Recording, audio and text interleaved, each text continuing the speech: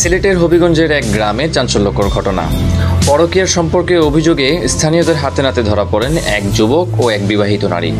মুহূর্তে এলাকায় ভিড় জমে যায়। সামাজিক শৃঙ্খলা রক্ষার স্বার্থে এলাকাবাসী নাটকীয়ভাবে ওই জুটির বিয়ে সম্পন্ন করেন। পরে উপস্থিতি সবার অংশগ্রহণে মোনাজাতের মধ্য দিয়েই ঘটনাটির অবসান ঘটে। এ নিয়ে গ্রাম জুড়ে চলছে ব্যাপক আলোচনা ও সমালোচনা। বিস্তারিত দেখুন ভিডিওতে। আল্লাহুম্মা আমিন। আল্লাহ তোমার নবীর যে সুন্নতে পালন করতে দিবা আল্লাহ, তুমি সারা জিন্দেগি তারা রে ও ভালো ভালো এসব গপি শহতুদ্দিনের পুত্র রায়না বেগম রে তোমার সাথে নিগা দিলাম, তুমি কবুল কইলাই না? এখানে মত জানা লাগে